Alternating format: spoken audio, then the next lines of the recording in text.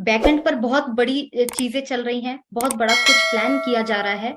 तो सिस्टम बिल्कुल रेडी है, सिस्टम प्रोसेस के साथ आ रहा है, काफी बड़ी चीजें हो चुकी हैं, हम लोगों की लाइफ चेंज हो चुकी है, प्लेनेट पर बहुत कुछ चेंज होने वाला है, जो कि आने वाले कुछ काउंटिंग डेज में ही हम लोग देख पाएंगे। तो इसीलिए बैक ऑफिस पर हम लोग नजर बना के रखेंगे, अपने आप को अपग्रेड रखेंगे, क्योंकि अपग्रेड रखना बहुत ज्यादा जरूरी है इस वक्त। क्योंकि अगर अपनी कंपनी के प्रति या अपने प्रोडक्ट को लेकर हम लोग एक्टिव नहीं रहते हैं, तो शायद फ्यूचर में हम लोगों को ही डिफिकल्टी आने वाली है। क्योंकि हमारी जो आईटी कंपनी है वो बहुत तेजी से मार्केट में जब उतरेगी, तो बहुत तेजी से मार्केट में चीजें भी आने वाली हैं, जो कि अगर हम लोग बेस को क्लियर नहीं कर पाएंगे तो यहाँ पर हम लोग डेफिनेटली फंसने वाले हैं। तो ये चीज मैं जरूर बोलूंगी कि हम लोग जो भी टॉपिक्स हैं या जो भी प्लेटफॉर्म पर बताया जाता है, चीजों को सीखें और समझें, और इसी के साथ ही हम लोग आगे बढ़ेंगे।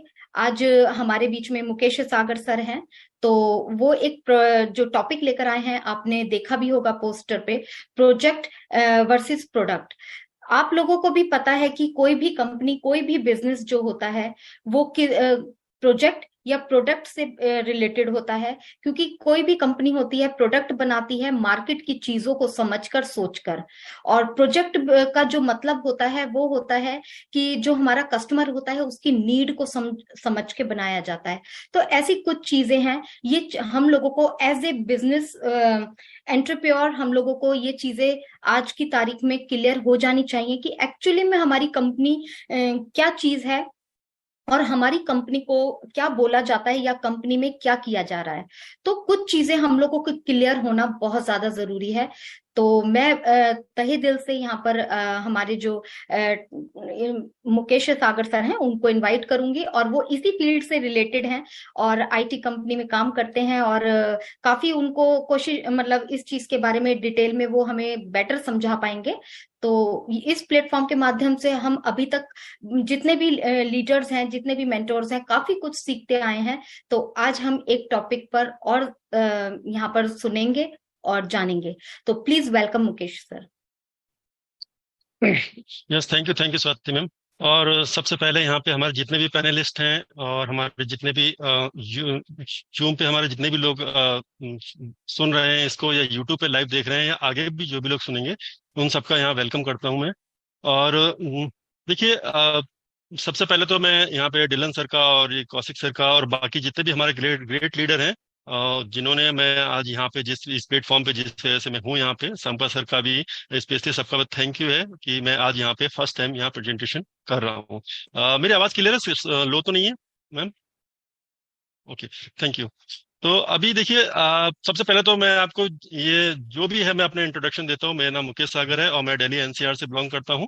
और मैं एक आईटी प्रोफेशनल हूँ। मैं क्वालिटी एनालिस्ट यानी सॉफ्टवेयर टेस्टिंग में वर्क करता हूँ इस फील्ड से रिलेटेड। तो मैं उसी टॉपिक पे रिलेटेड कि आपने बहुत ज़्यादा सुना होगा, टेस्टिंग हो रही है, ये है, हमारे बाग आ गए, ये आ गए, उससे रिलेटेड मैं बताना चाहता हूँ।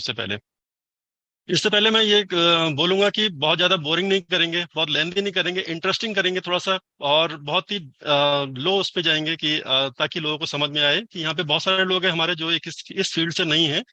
तो मैं थोड़ा सा बिल्कुल ही लो जाके समझाने की कोशिश करूंगा, एग्जाम्पल देके, कि शायद उनको समझ में आए। और क्योंकि जो यहाँ पे लोग सुन रहे हैं तो उनका एक बेनिफिट भी हो सके कि यहाँ पे जो सुनने आए हैं यहाँ पे।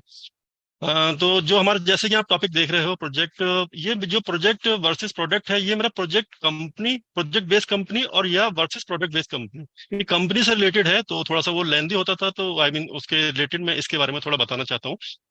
आपने सुना होगा कि बहुत सारे कि सॉफ्टवेयर इंडस्ट्री में आप दो चीज जरूर सुनेंगे, सॉफ्टवेयर, ये आपका प्रोडक्ट, ये प्रोडक्ट बेस्ड कंपनी है, या आपकी प्रोजेक्ट बेस्ड कंपनी है।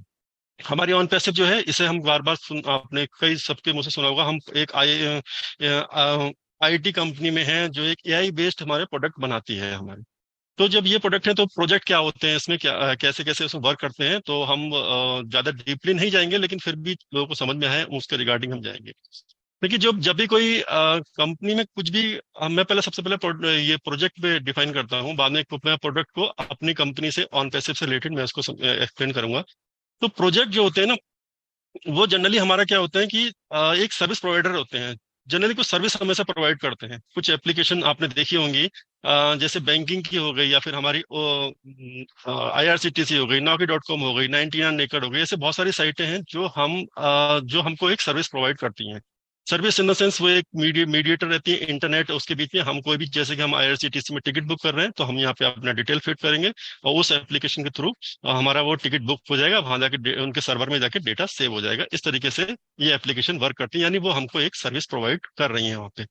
अब यहाँ पे जब तक कोई भी एप्लीकेशन रहती है, कोई एप्लीकेशन अपने डेवलपमेंट एनवायरनमेंट में रहती है, तब तक वो एज ए प्रोजेक्ट ही रहती है। प्रोडक्ट वो जब बाहर निकल के develop, I mean real environment में आती है, जिसमें कस्टमर इसको यूज करते हैं, तब बाद में वो प्रोडक्ट होता है। क्योंकि एज ए प्रोजेक्ट है, वो भी एक एज ए जो प्रोडक्ट है वो भी एज ए प्रोजेक्ट की तरह ही हम उसको डेवलप करते हैं उसको। तो प्रोजेक्ट बेस में हमारा इसमें क्या होता है, हमारा जो इसमें प्योरली होती है हमारी क्लाइंट रिक्वायरमेंट होती है। आप इस चीज को समझिए, जैसे कि मैं एक कंपनी, मेरी XYZ एक कंपनी है, मेरे पास अगर कोई क्लाइंट आता है, कोई क्लाइंट अगर मुझसे कहता है कि मुझे ये एप्लीकेशन बनानी है। यहाँ पे मैं आपको एक चीज रिमाइंड कराना चाहूंगा कि हमारा जो ऑन पैसिव का कॉन्सेप्ट था, वो स्टार्टिंग में हमारा यही था, प्रोजेक्ट बेस ही था।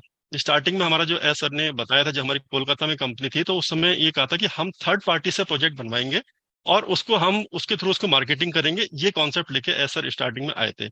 लेकिन बाद में कुछ, जैसे भी आप सबको पता है, जो भी सर्कमस्टांसेस वगैरह हुए हैं, फिर हमने ये चीज किया कि हम खुद ही अपना डेवलप करेंगे, खुद ही सब चीज अपनी बनाएंगे। हम किसी की थर्ड पार्टी, किसी के उसमें भरोसे पे नहीं रहेंगे। तो जो थर्ड पार्टी से डेवलप करने वाली चीजें जो होती हैं, ये जनरली हम प्रोजेक्ट बेस पे, जैसे कि मैं एक डॉक्टर हूँ, अगर मुझे डॉक्टर बेसिस पे अगर मुझे एक एप्लीकेशन बनानी है कि मेरे पास जो भी क्लाइंट आ रहे हैं, वो क्लाइंट आएंगे और उनकी डिटेल वगैरह मुझे सेव करनी है, कैसे पेशेंट है, कितनी फीस थी और किस लास्ट विजिट क्या थी, ऐसे कुछ एप्लीकेशन बनानी है। तो ये एप्लीकेशन जो होती है, यही एक प्रोजेक्ट बेस्ड एप्लीकेशन है। मैं डॉक्टर हूँ, मैं किसी एक सॉफ्टवेयर कंपनी के पास जाऊंगा, उससे बोलूंगा कि मेरी रिक्वायरमेंट क्या है, आप मुझे 2 या 3 पेज की समथिंग कुछ एप्लीकेशन बनाएंगे, और एप्लीकेशन बनाने के बाद वहां पे जो जो मेरे रिक्वायरमेंट रहेगी, मैं उसको रिक्वायरमेंट दूंगा। यानी कि कहने का मतलब है, क्लाइंट आपको रिक्वायरमेंट दे रहा है, क्लाइंट बेस्ड रहती है सारी चीजें, क्लाइंट जैसा बोलेगा आपको वैसी ही उसको डेवलप करना है। तो मतलब क्लाइंट हमारा इसमें मेन फोकस रहेगा, हम क्लाइंट के अकॉर्डिंग ही सब कुछ करते हैं इसमें। अब इसमें हमारा बजट की बात आएगी, सेकंड चीज। बजट हमारा ऑलरेडी, प्रोजेक्ट बेस्ड कंपनी में हमारा बजट ऑलरेडी डिफाइंड रहता है। जैसे कि मैंने बताया कि अगर मैं किसी एप्लीकेशन बनाने जाता हूँ, तो मैं जो जो रिक्वायरमेंट बताऊंगा, कितने पेज की एप्लीकेशन बनेगी, कितने पेज का क्या बनेगा, तो वो उसकी डेवलपमेंट जो कॉस्ट है, वो ऑलरेडी डेवलपमेंट कॉस्ट जो कंपनी रहेगी, सॉफ्टवेयर कंपनी, वो अपने बता देगी मुझे इतना मेरे डेवलपर लगेंगे, इतना टेस्टिंग, इतना, ये अपनी कॉस्ट निकाल के बता देगी आपकी एप्लीकेशन इतने की बनेगी, और हम इसको इतने टाइम तक इसको मेंटेन करेंगे, या जो भी इसमें इशू आएगा 2 साल, 1 साल, 3 साल, वो आपको फ्री ऑफ कॉस्ट पे हम इसको कर सकते हैं। तो जैसे हम कोई प्रोडक्ट या मोबाइल वगैरह खरीदते हैं, तो उसमें भी देखा होगा आपने कि उसमें भी एक मेंटेनेंस रहता है, कि वारंटी रहती है। ऐसे सॉफ्टवेयर में भी रहता है, उसकी भी वारंटी रहती है कि हम इतने टाइम तक उसको आपको फ्री मेंटेनेंस देंगे उसमें आपको। तो ये डेवलपमेंट कॉस्ट हो गई इसमें। तो जो मेन फोकस रहता है हमारा, वो हमारा ये सिंगल यूजर भी हो सकता है, एक आपका कॉलेज भी हो सकता है, सोसाइटी भी हो सकता है, और आपका एक किसी एक सिलेक्टेड पर्सन के लिए भी कर सकते हैं हम, या किसी एक एम्प्लॉयमेंट या डॉक्टर, जैसे मैंने जो एग्जांपल दिया, आप ये किसी के लिए भी हो सकता है। एक लार्ज स्केल पे भी हो सकता है आपका, और एक छोटे, जैसे आप जो भी कंपनी होती है कि मुझे 1000 मेरे कस्टमर हैं, मुझे 1000 के लिए ही बनाना है मुझे, या कि शॉप है, वॉट एवर, छोटे से लेकर बड़े तक, बड़ी बड़ी एप्लीकेशन तक इस टाइप की बनती है। तो उसमें एक हमारा जो एक क्लाइंट की जैसे रिक्वायरमेंट रहेगी, उसके अकॉर्डिंग जाएंगे। और इसमें जो सबसे पहले कंपनी का रहता है, जो फोकस रहता है, वो क्लाइंट पे रहेगा ही आपका। और अ, इसमें जो हमारे डेवलपर हैं, या जो हमारी डेवलपमेंट टीम है, वो क्या करती है कि एट ए टाइम ना आपको बहुत सारे प्रोजेक्ट पे कंटिन्यूअसली काम करती है। कंटिन्यूअसली काम कर सकते हैं, ऐसा नहीं कि हम इसी प्रोजेक्ट पे एक ही काम करेंगे। एक डेवलपर होगा तो वो इस पे भी करेगा, दूसरे पे भी कर सकता है, अगर एप्लीकेशन छोटी है। बड़ी एप्लीकेशन है तो कंटिन्यूअसली उस पर कर सकता है वो, तो डिपेंड करता है आपकी बड़ी एप्लीकेशन कितनी बड़ी है। हो सकता है कि आपका वो शायद 50 लाख लोगों के लिए कवर करने जा रही है, या फिर 50 लोगों के लिए। तो 50 लोगों के लिए वो तो बहुत छोटी सी एप्लीकेशन हो गई। तो ऐसे करके उसमें दो मल्टीपल, उसमें आप रीजन, आई मीन एनवायरमेंट में, डेवलपमेंट एनवायरमेंट में कर वर्क कर सकते हैं इसमें। हमारी जो मेन जो चीज रहती है, वो रिक्वायरमेंट रहती है हमारी, कि हम जो हमारी डेवलपमेंट करके आएंगे, तो वो कम, जो क्लाइंट है, क्लाइंट का जो रिक्वायरमेंट है, उसको हम मीट करेंगे। आई मीन क्लाइंट ने जैसा बोला है हम वैसे ही करेंगे, उसके अलावा हम एक्स्ट्रा कुछ नहीं करेंगे। हम उसको एक्सप्लेन कर सकते हैं, सर आप इससे बेटर ये कर सकते हैं, इससे बेटर ये कर लीजिए, ऐसे कर लीजिए, लेकिन वो कहेगा नहीं मुझे ऐसा ही चाहिए।